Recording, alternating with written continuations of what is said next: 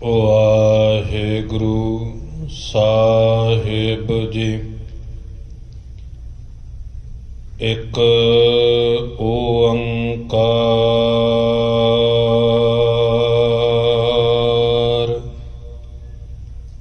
ਸਤਿਨਾਮ ਕਰਤਾ ਪੁਰਖ ਨਿਰਭਉ ਨਿਰਵੈਰ ਅਕਾਲ ਮੂਰਤ ਅਜੂਨੀ ਸੈਭੰ ਗੁਰ ਪ੍ਰਸਾਦ।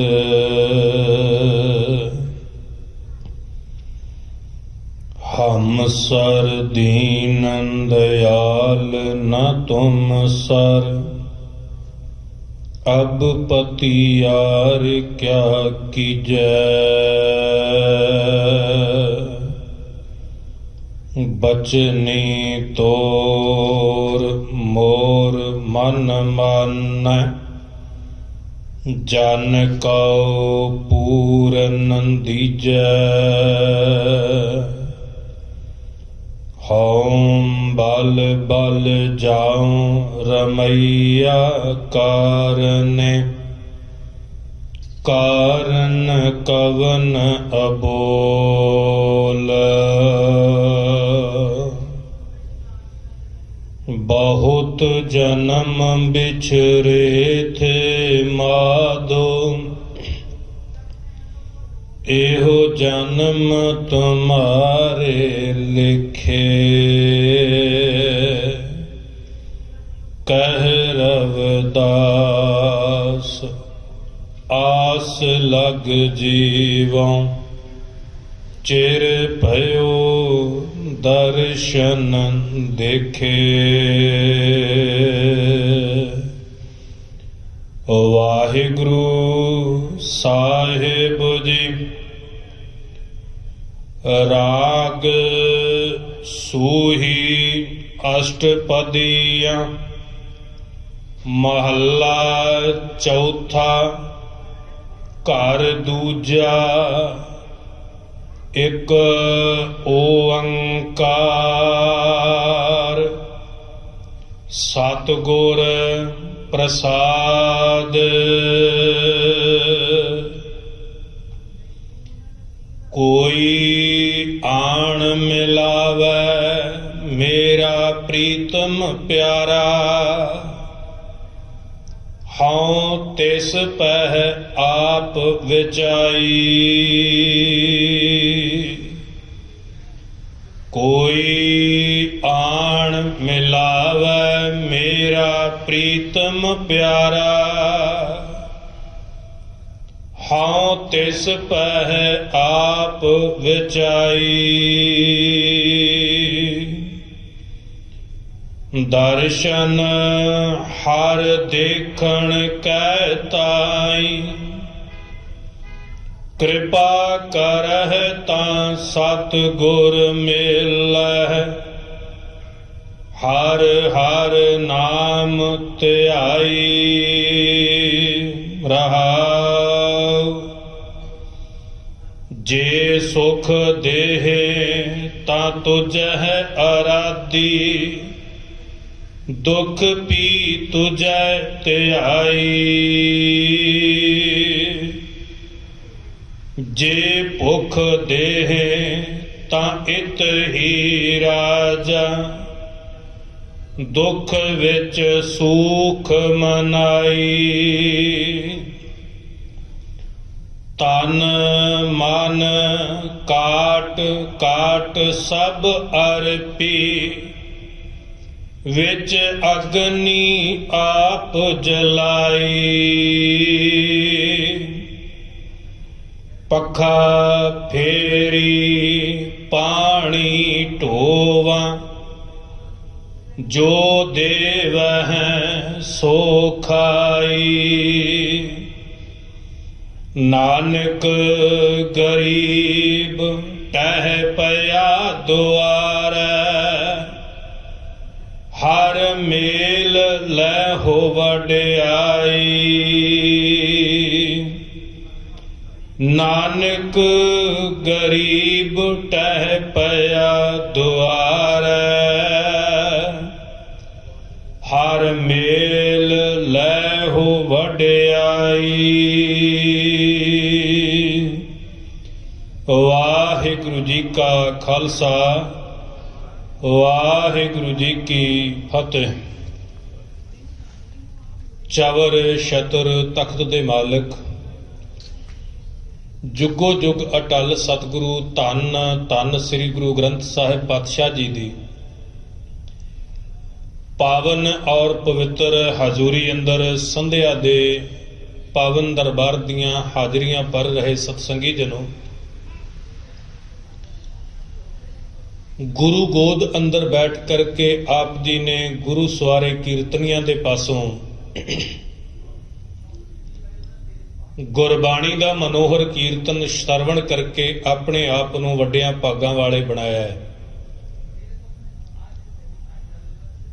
धन गुरुदेव गुरु ग्रंथ साहिब पातशाह महाराज जी दी पावन बाणी दी लड़ीवार कथा विचार जो इस अस्थान ते प्रारंभ है, प्रबंधक जनन दा बड़ा शलाघायोग कदम है। अत लाजमी है गुरु घरां दे विच सतगुरु पातशाह महाराज जी दी लड़ीवार कथा विचार होनी। तो आओ समा होया है कि सतगुरु पातशाह महाराज जी अज दे पावन उपदेश दे विच की बख्शिश करते ने। यतन करिए जो गुरुदेव सतगुरु पातशाह महाराज जी ने रहमत कीती है, कृपा कीती है, उन्हां महिमामई बोलां नूं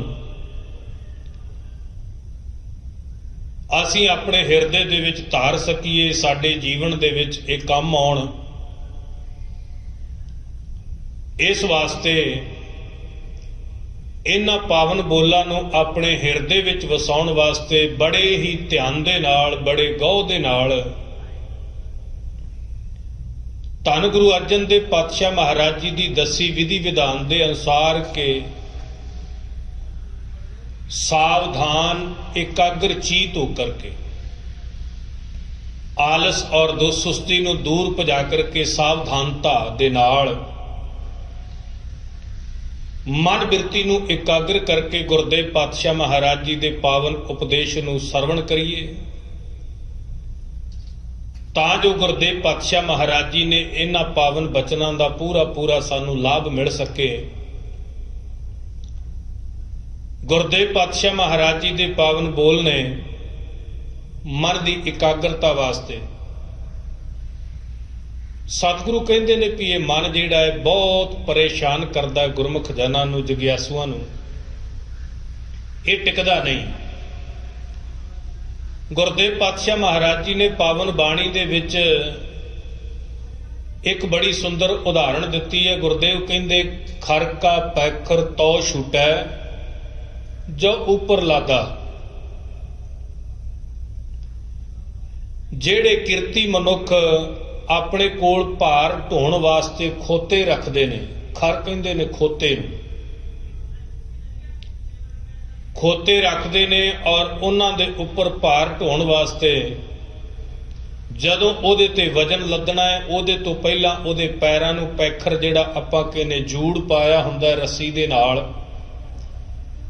गुरुदेव पातशाह महाराज जी कहंदे वो जूड़ जिहड़ा पैखर है, जिहड़ा उहदे लत्तां नूं पैरां नूं पाया हुंदा है, ਉਹਨੂੰ ਬਾਅਦ ਵਿੱਚ ਖੋਲਦੇ ਨੇ, ਪਹਿਲਾਂ ਉਹਦੇ ਤੇ ਭਾਰ ਲੱਦ ਲੈਂਦੇ ਨੇ। ਜੇ ਪਹਿਲਾਂ ਖੋਲਦੇ ਨੇ ਤਾਂ ਛੜੀਆਂ ਮਾਰਦਾ, ਫਿਰ ਭਾਰ ਲੱਦਣ ਨਹੀਂ ਦਿੰਦਾ। ਦਰਅਸਲ ਇਹ ਉਦਾਹਰਣ ਸਤਿਗੁਰੂ ਨੇ ਮਨ ਵਾਸਤੇ ਵਰਤੀ ਹੈ। ਮਨ ਦੀ ਹਾਲਤ ਇਹੋ ਜੀ ਹੈ ਵੀ ਜੇ ਇਹ ਥੋੜਾ ਜਿਹਾ ਵੀ ਕਿਤੇ ਵਿਹਲਾ ਹੋਇਆ ਨਾ ਤਾਂ ਫਿਰ ਉਹ ਖੋਤੇ ਵਾਹ ਕੇ ਛੜੀਆਂ ਮਾਰਦਾ ਹੈ। ਸਤਿਗੁਰੂ ਕਹਿੰਦੇ ਇਹਨੂੰ ਵਿਹਲਾ ਨਾ ਹੋਣ ਦੇ, ਜਦੋਂ ਵੀ ਥੋੜਾ ਵੀ ਇਹਨੂੰ ਸਾਹ ਆਵੇ ਉਸੇ ਵਕਤ ਇਹਦੇ ਤੇ परमेश्वर ते सिमरन दे नाम दा भार पा दे। जदों लगे भी किसी पासे छड़ियां मारन लगा उदों तेरी जुबान तेरे हिरदे ते सतनाम वाहिगुरू होना चाहिए। जदों भार लद देगा फिर छड़ियां नहीं मारेगा। तो मन बिरती की एकाग्रता केवल ते केवल परमेश्वर के नाम के नाल ये टिकदा है।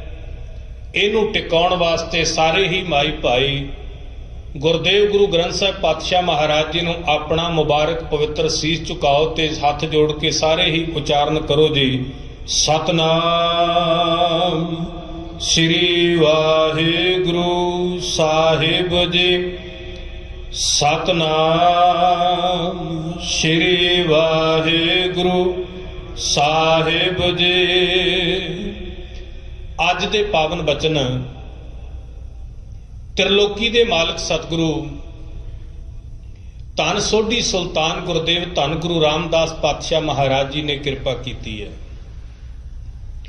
सूही राग दियां अष्टपदियां दे विच भावें शब्द का सिरलेख अष्टपदी है पर शब्द लंबेरा है।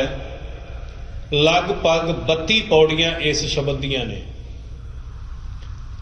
धन सतगुरु गुरु रामदास पातशाह महाराज जी दूजे घर सुर ताल दे विच इनू गाउण दी हदायत करते ने। सूक्ष्म मंगल सतगुरु ने कीता है। एक ओंकार ओ अकाल पुरख वाहिगुरु जिहदा सारी सृष्टि ते पसारा है, जिहदा सारी सृष्टि ते हुक्म चलदा है, जिहड़ा सारी सृष्टि दा मालक है, जिहड़ा त्रिलोकी दा मालक है परमेश्वर सतगुर प्रसाद वो सतगुरु की कृपा के नाल प्राप्त होंदा है। प्रसाद का अर्थ है कृपा। परमेश्वर वाहिगुरु अकाल पुरख सतगुरु की कृपा के नाल प्राप्त होंदा है। अगे सतगुरु पातशाह कृपा करते हैं। अज दे पावन इस शब्द दे विच गुरदेव पातशाह महाराज जी ने मिलाप की गल की है। परिपूर्ण परमात्मा दे नाल मिलाप, अपने सतगुरु दे नाल मिलाप ते गुरदेव पातशाह महाराज जी दे महिमामई बोल ने, कोई आण मिलावै मेरा प्रीतम प्यारा। हुण जिहड़ा कोई शब्द है ना, इहदे ते रुक के विचार करने वाली है, बड़े वितकरे खत्म करता है। कोई इत्थे सतगुरु ने विशेष किसी नूं नहीं रखिया भी कौन आएगा, कौन मिला सकता मैनू। कोई भी होवे मिलाएगा तो उही ना जिहड़ा आप मिलिया होवेगा। कोई भी किसे धर्म, किसे मजहब, किसे जात दे विचों, किसे देश चों आ जाए, वो भावें इस्लाम दा धारनी बाबा फरीद होवे, वो भावें रविदास होवे, और वो भावें सदना सैन होवे, भावें तन्ना जट होवे, भावें जो भी होवे, जेड़ा भी आकर के कोई आके मिला दे मैनू।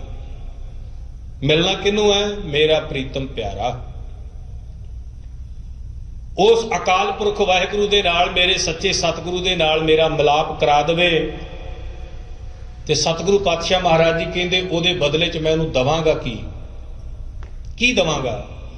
कोई आण मिलावै मेरा प्रीतम प्यारा, हौं तिस पह आप विचाई। विचाई का भाव कि मैं उहदा गुलाम हो जावांगा, उहदे कहण अनुसार मैं जिंदगी दे कम करांगा, मेरी जिंदगी उहदी गुलाम होवेगी। बड़ी वड्डी गल धन गुरु रामदास पातशाह महाराज जी कह रहे हैं, वड्डी प्राप्ति कि कोई गुरमुख प्यारा आ करके मैनू मेरा गुरु मिला दवे, मेरा सतगुरु मिला दवे, मेरा परमेश्वर मैनू मिला दवे, मैं उसका गुलाम होवांगा, मैं ओदी गुलामी करांगा, मैं अपने आप नूं ओदे कोल वेच दवांगा। वेचण दा भाव है कि ओदा गुलाम हो जाना। गुरदेव पातशाह महाराज जी दे पावन बोल ने। सत्कारयोग साध संगत जी, विछड़े होए नूं मिलाउणा और कई तीर्थां दा इशनान कर लेना सतपुरुष कहंदे एक बराबर है। तोड़ना बड़ा सौखा है, जोड़ना बहुत औखा है। जोड़न वाले जिहड़े ने वो रब दे प्यारे सतपुरुष जिन्हां ते परमेश्वर की कृपा होवे उही जोड़ सकते हैं, नहीं तो टुटे हुए नूं जोड़ना बहुत मुश्किल है। एवें नहीं गुरदेव पातशाह महाराज जी ने कहा भी मैं ओदा गुलाम बन जावांगा, क्योंकि ये बड़ी अत कठिन गल है। जोड़ेगा उही जिहड़ा आप जुड़िया होवेगा। आप जुड़न वास्ते अत मशक्कत करनी पैंदी है, आराधना करनी पैंदी है, घालना घालनी पैंदी है। ਉਹਦੇ ਨਾਲ ਜੁੜਨਾ ਪੈਂਦਾ ਹੈ, ਤੇ ਤਾਂ ਜਾ ਕਰਕੇ ਕੋਈ ਕਿਸੇ ਨੂੰ ਜੋੜ ਸਕਦਾ। ਜਿਹੜਾ ਆਪ ਨਹੀਂ ਜੁੜਿਆ ਕਿਸੇ ਨੂੰ ਕੀ ਜੋੜੇਗਾ। ਧੰਨ ਸਤਿਗੁਰੂ ਗੁਰੂ ਅਰਜਨ ਦੇਵ ਪਾਤਸ਼ਾਹ ਮਹਾਰਾਜ ਜੀ, ਮੇਰੇ ਗੁਰਦੇਵ ਸਤਿਗੁਰੂ ਪਾਤਸ਼ਾਹ ਮਹਾਰਾਜ ਜੀ ਨੇ ਅੰਮ੍ਰਿਤਸਰ ਦੀ ਪਾਵਨ ਪਵਿੱਤਰ ਧਰਤੀ ਤੇ ਨਿਵਾਸ ਕੀਤਾ ਹੋਇਆ ਹੈ। ਕਲਯੁਗੀ ਜੀਵਾਂ ਦਾ ਭਲਾ ਕਰਦੇ ਨੇ। ਦੁਨੀਆ ਦੇ ਕੋਨੇ-ਕੋਨੇ ਚੋਂ ਲੋਕ ਗੁਰੂ ਅਰਜਨ ਸਾਹਿਬ ਪਾਤਸ਼ਾਹ ਮਹਾਰਾਜ ਜੀ ਦੇ ਕੋਲ ਆਉਂਦੇ ਨੇ, ਸਤਿਗੁਰੂ ਨੂੰ ਨਮਸਕਾਰਾਂ ਕਰਕੇ ਤੇ ਗੁਰਦੇਵ ਪਾਤਸ਼ਾਹ ਮਹਾਰਾਜ ਜੀ ਦੇ ਕੋਲੋਂ ਜੀਵਨ ਜਾਚ ਸਿੱਖਦੇ ਨੇ।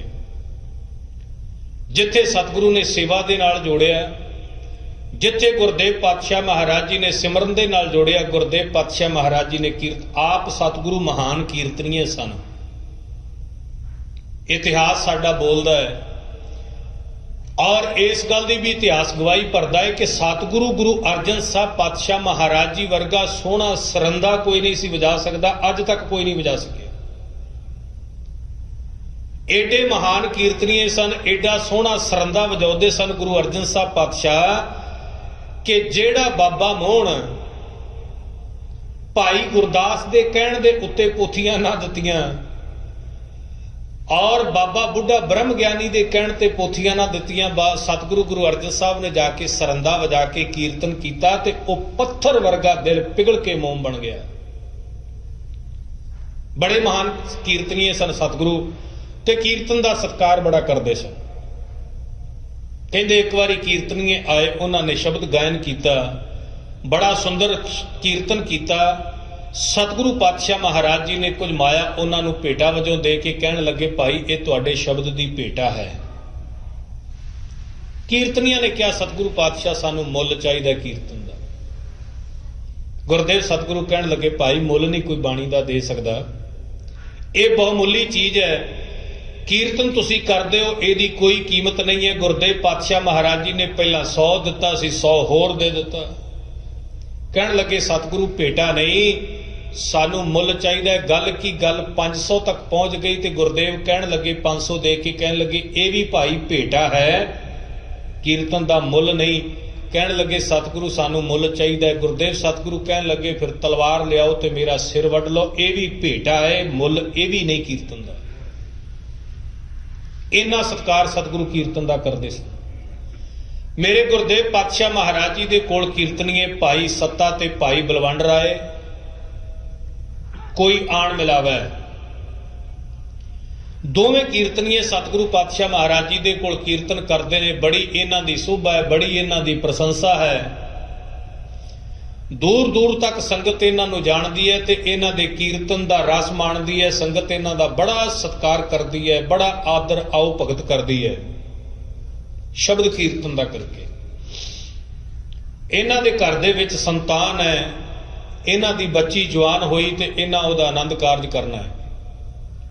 ਸਤਿਗੁਰੂ ਗੁਰੂ ਅਰਜਨ ਦੇਵ ਪਾਤਸ਼ਾਹ ਮਹਾਰਾਜ ਜੀ ਨੂੰ ਇਹਨਾਂ ਨੇ ਬੇਨਤੀ ਕੀਤੀ, ਗੁਰਦੇਵ ਪਾਤਸ਼ਾਹ ਬੱਚੀ ਦਾ ਵਿਆਹ ਕਰਨਾ ਹੈ ਤੇ ਕੁਝ ਮਾਇਆ ਚਾਹੀਦੀ ਹੈ। ਗੁਰਦੇਵ ਕਹਿਣ ਲੱਗੇ, ਭਾਈ ਬਿਲਕੁਲ, ਤੁਸੀਂ ਗੁਰੂ ਨਾਨਕ ਦੇ ਘਰ ਦੇ ਕੀਰਤਨੀਏ ਹੋ, ਜਿੰਨੀ ਮਾਇਆ ਚਾਹੀਦੀ ਹੈ ਦੱਸੋ, ਅਸੀਂ ਆਪਣੇ ਖਜ਼ਾਨੇ ਦੇ ਵਿੱਚੋਂ ਤੁਹਾਡੀ ਮਦਦ ਕਰਾਂਗੇ। ਤੁਹਾਡੀ ਬੱਚੀ ਹੈ, ਗੁਰੂ ਕੇ ਕੀਰਤਨੀਆਂ ਦੀ ਬੱਚੀ ਹੈ, ਸਾਡਾ ਵੀ ਫਰਜ਼ ਬਣਦਾ ਹੈ ਅਸੀਂ ਸਹਾਇਤਾ ਕਰੀਏ, ਦੱਸੋ ਕਿੰਨੀ ਮਾਇਆ ਚਾਹੀਦੀ ਹੈ। ਇਹ ਕਹਿਣ ਲੱਗੇ, ਗੁਰਦੇਵ ਪਾਤਸ਼ਾਹ ਮਹਾਰਾਜ ਜੀ ਕਿਰਪਾ ਕਰੋ ਕਿ ਇੱਕ ਦਿਨ ਦੀ ਜਿਹੜਾ ਚੜਾਵਾ ਹੈ ਨਾ ਗੋਲਕ, ਇਹ ਸਾਨੂੰ ਦੇ ਦਿਓ। ਸਤਿਗੁਰੂ ਪਾਤਸ਼ਾਹ ਕਹਿਣ ਲੱਗੇ, ਸੱਤਾ ਤੇ ਬਲਵੰਡ ਰਾਏ, ਤੁਸੀਂ ਗੋਲਕ ਤੇ ਚੜਾਵੇ ਦੀ ਗੱਲ ਕਿਉਂ ਕਰਦੇ ਹੋ? ਦਰਅਸਲ ਤੁਸੀਂ ਮਾਇਆ ਦੱਸੋ ਵੀ ਕਿੰਨੀ ਚਾਹੀਦੀ, ਉਨੀ ਖਜ਼ਾਨੇ ਦੇ ਵਿੱਚੋਂ ਲੈ ਜਾਓ, ਚੜਾਵਾ ਜਿੰਨਾ ਮਰਜ਼ੀ ਹੋਵੇ, ਤੁਸੀਂ ਇਸ ਗੱਲ ਚੋਂ ਕੀ ਲੈਣਾ? ਤੁਸੀਂ ਮੂੰਹ ਮੰਗੋ ਕਿ ਕੀ ਚਾਹੀਦਾ ਹੈ। ਇਹ ਰੋਜ਼ ਕੀਰਤਨ ਕਰਦੇ ਸਨ, ਵੇਖਦੇ ਸਨ ਵੀ ਸੰਗਤਾਂ ਆਉਂਦੀਆਂ ਨੇ, ਬੇਸਕੀਮਤੀ ਚੜਾਵੇ ਚੜਾਉਂਦੀਆਂ ਨੇ, ਕੋਈ ਲਗਭਗ 500 ਰੁਪਇਆ ਰੋਜ਼ ਦੀ ਗੋਲਕ ਹੋ ਜਾਂਦੀ ਹੈ ਤੇ ਬਹੁਤ ਬੇਅੰਤ ਹੈ। ਬੜਾ ਸੀ ਉਦੋਂ ਦਾ 500। ਕਹਿਣ ਲੱਗੇ, ਸਤਿਗੁਰੂ ਸਾਨੂੰ ਗੋਲਕ ਚਾਹੀਦੀ ਹੈ, ਚੜਾਵਾ ਇੱਕ ਦਿਨ ਦਾ। ਸਤਿਗੁਰੂ ਕਹਿਣ ਲੱਗੇ, ਭਾਈ ਨਾ, ਤੁਸੀਂ ਗੁਰੂ ਕੇ ਕੀਰਤਨੀਏ ਹੋ, ਦੱਸੋ ਕਿੰਨੀ ਮਾਇਆ ਚਾਹੀਦੀ ਹੈ। ਇਹਨਾਂ ਜਿੱਦ ਕਰ ਲਈ ਜੀ ਸਾਨੂੰ ਚੜਾਵਾ ਚਾਹੀਦਾ। ਗੁਰਦੇਵ ਕਹਿਣ ਲੱਗੇ, ਤੁਹਾਡੀ ਖੁਸ਼ੀ ਹੈ, ਤੁਹਾਡੀ ਮਰਜ਼ੀ ਹੈ। ਇਹਨਾਂ ਨੇ ਇੱਕ ਦਿਨ ਦਾ ਚੜਾਵਾ ਮੰਗਿਆ। ਗੁਰਦੇਵ ਪਾਤਸ਼ਾਹ ਮਹਾਰਾਜ ਜੀ ਨੇ ਹਾਂ ਕਹਿ ਦਿੱਤੀ। ਜਿਹੜੀ ਮਾਇਆ ਚੜਾਵੇ ਦੀ, ਵੇਖੋ ਸਤਿਗੁਰੂ ਪਾਤਸ਼ਾਹ ਕੌਤਕ ਕਰ ਰਹੇ ਨੇ, ਜਿਹੜੀ ਮਾਇਆ ਚੜਾਵੇ ਦੀ 500 ਹੁੰਦੀ ਸੀ, ਅੱਜ ਸੰਗਤ ਘੱਟ ਆਈ ਤੇ 100 ਕੀ ਹੋਈ? बड़े लोहे लाखे होए, अगे नालों अज उच्ची टारां भी लाउंदे ने, अज जोर भी वध लाया है, यतन भी वध कीता है, पर ध्यान बार बार चढ़ावे ते है, ध्यान बार बार गोलक ते है। माया थोड़ी होई, इन्हां ने इकट्ठी कीती, माया गिणी भी बहुत थोड़ी है। धन गुरु अर्जन साहब पातशाह महाराज जी दे अगे रख के कहण लगे, गुरु साहब चलाकियां साडे नाल। सतगुरु कहण लगे, कीर्तनियों की गल होई? कहण लगे, तुहाडे कोलों माया मंग लई सी भी एक दिन दा चढ़ावा दे दिओ, ते तुसीं अज संगतां नूं ही मना करता, संगतां आईयां ही नहीं, चढ़ावा होया ही नहीं। सतगुरु कहण लगे, ऐसा नहीं होया। दर असल गल यह है भी ये तुहाडे भागां दी गल है, तुहानूं तां इह कहा सी भी मूँह मंगो जो मंगदे हो। कहंदे जी नहीं, सिखां नूं भी इन्हां ने कहता भी गुरु साहब ने आप संगतां नूं कह के मना कर दिता है, सानूं माया थोड़ी होई है। और कुछ सिखां नूं इन्हां ने यह भी कहा भी वेखो गुरु साहब साडे नाल चलाकियां करदे ने। दर असल गुरु के घर की शोभा ते गुरु के घर की जिहड़ी संगत है, ये रौनकां ने, ये साडे करके है। असीं कीर्तन करदे हैं ते संगतां आउंदियां ने। हंकारे गए, गुरु नाल मत्था ला रहे ने। सतगुरु गुरु अर्जन साहब पातशाह महाराज जी नूं सिखां ने कहा भी रागी तां इदां कहंदे ने। गुरदेव कहंदे चलो कोई गल नहीं, गुरु के कीर्तनीय ने, गुरु का हरजस करते ने, कोई गल नहीं, जो कहंदे ने कहण दिओ। जाओ उन्होंने पूछो माया किन्नी चाहिए, असीं दे दिंदे आ। पुछया सिखां ने भी भाई गुरु साहब कहंदे सानू नहीं पैसा चाहिए, गुरु ने साडे नाल चलाकी कीती है। और गल करदियां करदियां मैं गल नज़दीक करां, गल करदियां करदियां इत्थों तक ये चले गए, इन्ने गिरावट के तल ते चले गए। इन्हें आख्या कौन जानदा सी गुरु नानक नूं, जे साडा भाई मरदाना कीर्तन नाल ना करदा ते गुरु नानक नूं किन्ने जानना सी। गुरु नानक दी गल तां ही सी, शोभा तां ही सी, प्रशंसा तां ही सी जे साडा भाई मरदाना नाल कीर्तन करदा सी, तां करके। जदों गल गुरु नानक दी आई, धन गुरदेव गुरु अर्जन साहब पातशाह महाराज जी कहण लगे, कीर्तनियों रागियो जे तुसीं सानूं गालां भी कढ लैंदे ते प्रवान सी, पर वड्डे सतगुरां नूं इदां ना कहिंदे, उन्हां दी शान दे खिलाफ ना बोलदे। तुसीं हंकारे गए हो, तुसीं फिटे गए हो, फिट गए हो। गुरदेव पातशाह महाराज जी ने कहा, कहण लगे भी ये फिटे गए ने, हंकारे गए ने। गुरु नानक दी इन्हां ने बहुत तौहीन कीती है। असीं संगत नूं बेनती करदे हां भी इन्हां फिटे हंकारे होए बंदियां नूं अज तो कोई मूँह ना लावे। गुरु नानक दा सिख ये अज तो दुरकारे गए ने गुरु नानक दे घर दे विचों, इन्हां नूं कोई मूँह ना लावे और इन्हां दी कोई सिफारिश भी ना करे। इन्हां नूं दोबारा गुरु नानक दे घर दे विच सत्कार नहीं मिलेगा, ते जिहड़ा इन्हां दी सिफारिश करेगा ना, इन्हां दी भुल बख्शाएगा, उहदा मूँह काला ते पैल नीले कीते जाणगे। खोते ते चाड़ करके अमृतसर शहर दे विच उहनूं घुमाया जाएगा। सत्कारयोग साध संगत जी, ये दोवें रागी अपने घर चले गए।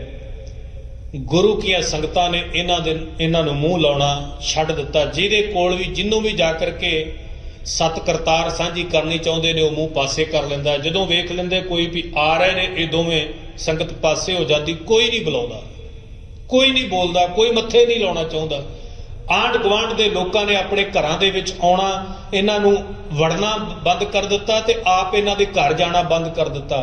समा अपनी चाले चलिया, गुरदेव दे बचन पूरे होण लगे, कोड़ हो गया।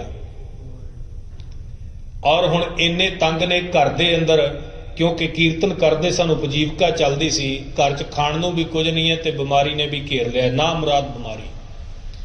हुण की करन? उधर सतगुरु पातशाह महाराज जी नूं जाके मिल किवें तरले करते हैं सिख संगतां दे भी सानू कोई मिला दे। सतगुरु दे बचन ने भाई इन्हां नूं बख्शाउण जिहड़ा आवेगा उहदा मूँह काला करांगे।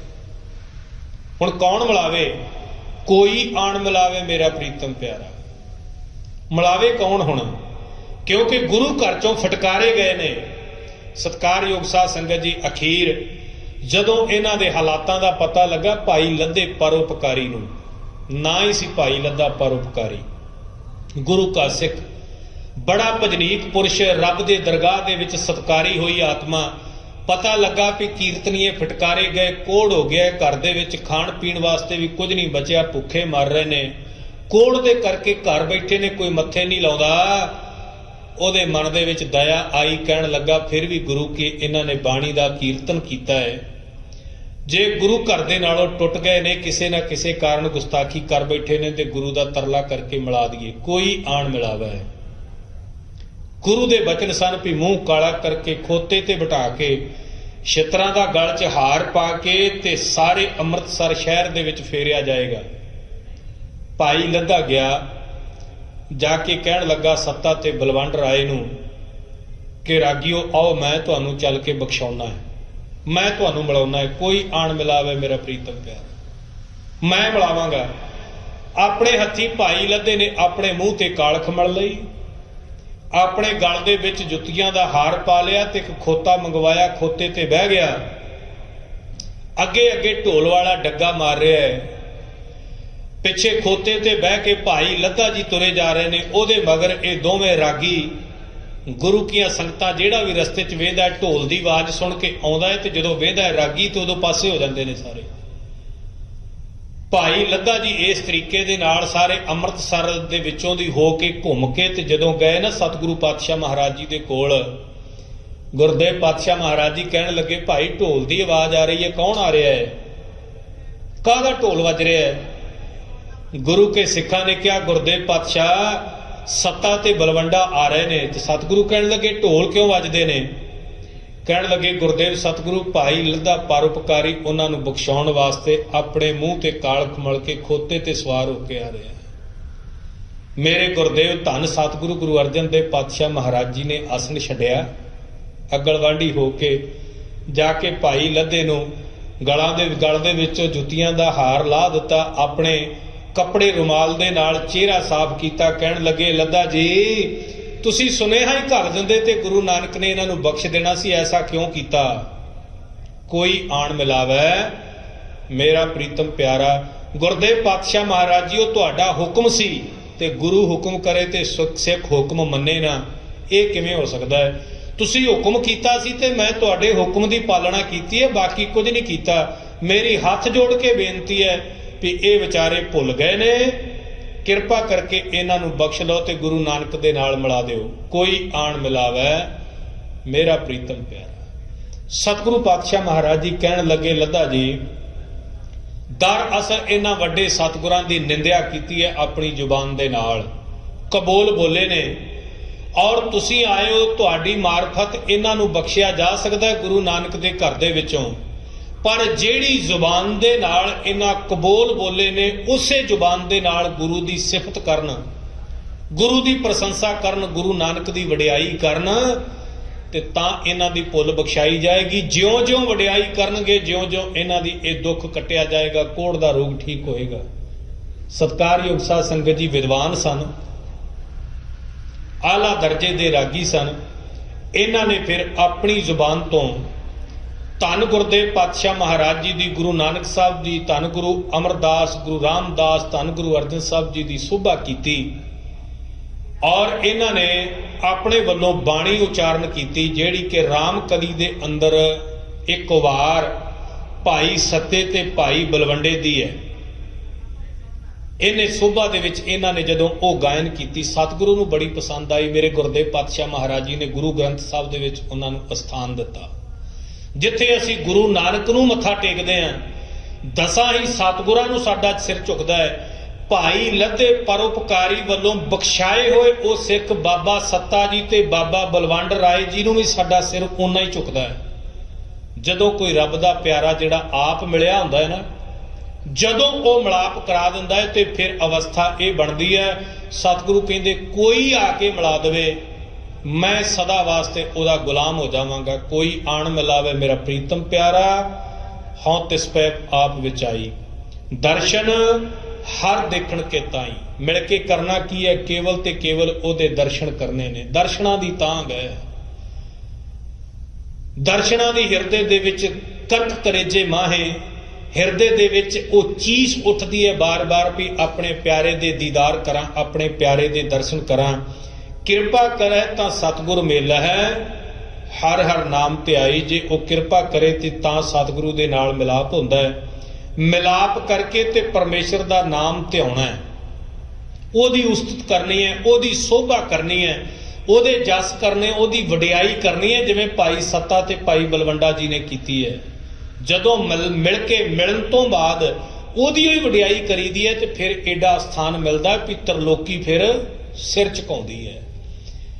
ਵਿਸ਼ਰਾਮ ਦੇ ਕੇ ਸਤਿਗੁਰੂ ਕਹਿੰਦੇ ਜੇ ਸੁਖ ਦੇਹ ਤਾਂ ਤੁਝੇ ਅਰਾਧੀ, ਦੁੱਖ ਵੀ ਤੁਝੇ ਧਿਆਈ। ਬੜੀ ਔਖੀ ਬਾਤ ਹੈ। ਪਹਿਲੀ ਗੱਲ ਤਾਂ ਸੁੱਖ ਦੇ ਵਿੱਚ ਸਾਨੂੰ ਚੇਤੇ ਹੀ ਨਹੀਂ ਆਉਂਦਾ।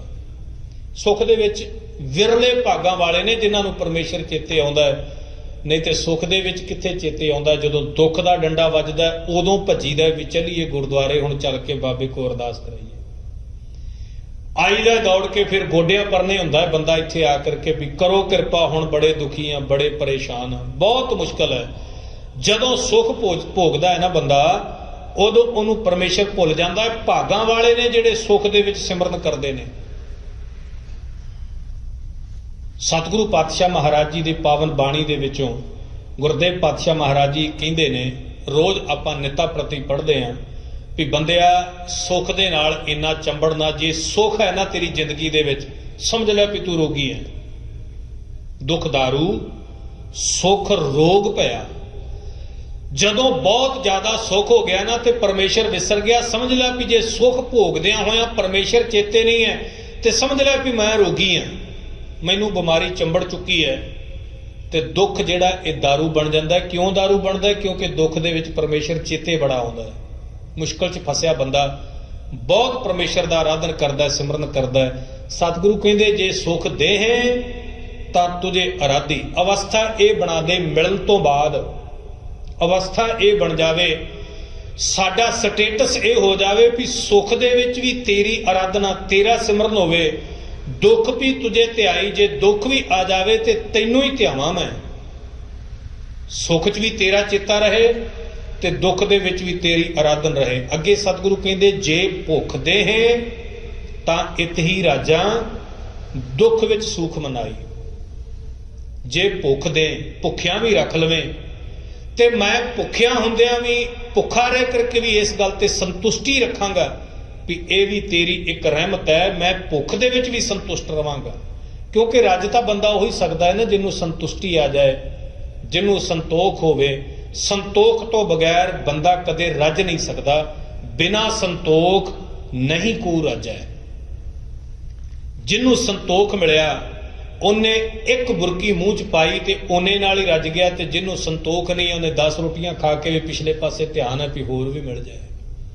ਸੰਤੋਖ ਤੋਂ ਬਗੈਰ ਬੰਦਾ ਰੱਜਦਾ ਨਹੀਂ। ਸਹਿਸ ਖੱਟੇ ਲੱਖ ਕੋ ਉੱਠ ਧਾਵੈ, ਤ੍ਰਿਪਤ ਨਾ ਆਵੈ, ਮਾਇਆ ਪਾਛੇ ਪਾਵੈ। ਦੌੜ ਲੱਗੀ ਹੈ, ਬੰਦਾ ਭੱਜਾ ਜਾਂਦਾ ਹੈ, ਦੌੜਿਆ ਜਾਂਦਾ ਹੈ ਵੀ ਇਹ ਵੀ ਮੇਰਾ ਹੋ ਜਾਏ, ਇਹ ਵੀ ਮੇਰਾ ਹੋ ਜਾਏ, ਇਹ ਵੀ ਮੇਰਾ ਹੋ ਜਾਏ। ਸਤਿਗੁਰੂ ਕਹਿੰਦੇ 100 ਕਮਾਉਂਦਾ ਹੈ ਤੇ ਫਿਰ 1000 ਵਾਸਤੇ ਦੌੜ ਸ਼ੁਰੂ ਕਰ ਲੈਂਦਾ। 1000 ਮਿਲਦਾ ਹੈ ਤੇ ਲੱਖਾਂ ਵਾਸਤੇ ਦੌੜ ਸ਼ੁਰੂ ਹੋ ਜਾਂਦੀ ਹੈ। ਇਹਨੂੰ ਸੰਤੋਖ ਨਹੀਂ ਹੈ। ਗੁਰਦੇਵ ਪਾਤਸ਼ਾਹ ਮਹਾਰਾਜ ਜੀ ਕਹਿੰਦੇ ਜੇ ਭੁੱਖ ਦੇਹ ਤਾਂ ਇਤ ਹੀ ਰਾਜਾ। ਜੇ ਤੇਰੇ ਭਾਣੇ ਦੇ ਵਿੱਚ ਤੇਰੇ ਨਾਲ ਜੁੜਿਆ, ਤੇਰੀ ਰਜਾ ਦੇ ਵਿੱਚ ਭੁੱਖਿਆਂ ਵੀ ਰਹਿਣਾ ਪੈ ਜਾਏ ਤੇ ਤਾਂ ਵੀ ਮੈਂ ਆਪਣੇ ਆਪ ਨੂੰ ਰੱਜਿਆ ਮਹਿਸੂਸ ਕਰਾਂਗਾ ਜੇ ਤੂੰ ਮੇਰੇ ਨਾਲ ਰਹੇਗਾ। ਦੁੱਖ ਵਿੱਚ ਸੁਖ ਮਨਾਈ। ਸੁੱਖ ਦੇ ਵਿੱਚ ਤਾਂ ਆਨੰਦ ਹਰ ਇੱਕ ਕਰਦਾ, ਜਿਹੜਾ ਦੁੱਖ ਦੇ ਵਿੱਚ ਸੁੱਖ ਮਨਾਵੇ ਨਾ, ਭਾਵੇਂ ਸਰੀਰਕ ਤੌਰ ਤੇ ਕਿੰਨਾ ਵੀ ਕਸ਼ਟ ਹੋਵੇ, ਕਿੰਨਾ ਵੀ ਦੁੱਖ ਹੋਵੇ, ਪਰ ਉਹਨੂੰ ਵੀ ਸੁੱਖ ਹੀ ਕਰਕੇ ਜਾਣੇ ਵੀ ਇਹ ਪਰਮੇਸ਼ਰ ਦਾ ਦਿੱਤਾ ਹੈ ਤੇ ਮੈਂ ਸੁਖੀ ਹਾਂ। ਕੋਈ ਪੁੱਛੇ, ਕੁਦਰਤੀ ਤੌਰ ਤੇ ਅਸੀਂ ਇੱਕ ਦੂਸਰੇ ਦਾ ਹਾਲ ਪੁੱਛਦੇ ਹਾਂ, ਫਾਰਮੈਲਿਟੀ ਦੇ ਨਾਲ ਬੰਦਾ ਕਹਿ ਦਿੰਦਾ ਵੀ ਠੀਕ ਹੈ, ਤੇ ਜੇ ਥੋੜਾ ਜਿਹਾ ਉਹਦੇ ਕੋਲ ਬਹਿ ਕੇ ਉਹਨੂੰ ਫੋਲਣਾ ਸ਼ੁਰੂ ਕਰੀਏ ਨਾ ਤੇ ਦੁੱਖਾਂ ਦੀ ਪੰਡ ਨਿਕਲ ਆਉਂਦੀ ਹੈ। ਅੰਦਰੋਂ ਬੜਾ ਖਿਲਰਿਆ ਨਿਕਲਦਾ ਹੈ। ਬਾਬਾ ਫਰੀਦ ਜੀ ਕਹਿੰਦੇ ਨੇ ਮੈਂ ਜਾਣਿਆ ਦੁੱਖ ਮੁਝ ਕੂ, ਦੁੱਖ ਸਬਾਇਆ ਜੱਗ, ਉੱਚੇ ਚੜ ਕੇ ਦੇਖਿਆ ਘਰ ਘਰ ਇੱਕ ਇਹ ਅੱਗ। ਕਹਿੰਦੇ ਮੈਂ ਸੋਚਦਾ ਮੈਂ ਹੀ ਦੁਖੀ ਹਾਂ, ਇੱਥੇ ਤੇ ਜਿਹਨੂੰ ਵੀ ਛੇੜ ਕੇ ਵੇਖ ਲਓ ਸਾਰੇ ਦੇ ਸਾਰੇ ਕੋਈ ਕਿਸੇ ਗੱਲੋਂ ਦੁਖੀ ਹੈ, ਕੋਈ ਕਿਸੇ ਗੱਲੋਂ। ਪਹਿਲਾਂ ਇੰਡੀਆ ਬੈਠੇ ਸੀ, ਕੈਨੇਡਾ ਚਲੇ ਜਾਈਏ, ਕੈਨੇਡਾ ਬੈਠੇ ਨੇ ਵੀ ਹੁਣ ਆਹ ਨਹੀਂ ਹੁੰਦਾ ਜੀ, ਐ ਨਹੀਂ ਹੁੰਦਾ। ਕੋਈ ਕਹਿੰਦਾ ਪਰਿਵਾਰ ਨਹੀਂ ਕਹਿਣੇ 'ਚ ਮੰਨਦਾ, ਕੋਈ ਕਹਿੰਦਾ ਬੱਚੇ ਨਹੀਂ ਕਹਿਣਾ ਮੰਨਦੇ, ਕੋਈ ਕਹਿੰਦੇ ਮੌਰਗੇਜ ਨਹੀਂ ਪੂਰੀ ਹੁੰਦੀ, ਕੰਮ ਨਹੀਂ ਮਿਲਦਾ। ਸਤਿਗੁਰੂ ਪਾਤਸ਼ਾਹ ਮਹਾਰਾਜ ਜੀ ਕਹਿੰਦੇ ਸਾਰੇ ਤੇ ਸਾਰਿਆਂ ਦਾ ਬੁਰਾ ਹਾਲ ਹੈ। ਸੁਖੀ ਉਹੀ ਹੈ ਜਿਹੜਾ ਪਰਮੇਸ਼ਰ ਦੀ ਰਜ਼ਾ ਦੇ ਵਿੱਚ ਹੈ। ਵੀ ਜੇ ਤੂੰ ਇੱਕ ਪ੍ਰਸ਼ਾਦਾ ਦਿੱਤਾ ਹੈ ਤੇ ਤੇਰਾ ਧੰਨਵਾਦ, ਤੇ ਜੇ ਤੂੰ 2 ਦਿੱਤੇ ਨੇ ਤੇਰਾ ਧੰਨਵਾਦ, ਜੋ ਤੂੰ ਦੇ ਰਿਹਾ ਉਹਦੇ ਵਿੱਚ ਸ਼ੁਕਰ ਹੈ ਦਾਤਿਆ, ਸ਼ੁਕਰ ਹੈ ਤੇਰਾ, ਸ਼ੁਕਰ ਹੈ। ਸਵੇਰੇ ਉੱਠਦਿਆਂ ਸ਼ੁਕਰ ਕਰਦਾ ਹੈ ਤੇ ਰਾਤ ਨੂੰ ਸੌਣ ਲੱਗਿਆਂ ਵੀ ਸ਼ੁਕਰ ਕਰਦਾ ਹੈ। ਉਹਦੇ ਵਰਗਾ ਸੁੱਖ ਹੋਰ ਕਿਸੇ ਨੂੰ ਪ੍ਰਾਪਤ ਨਹੀਂ।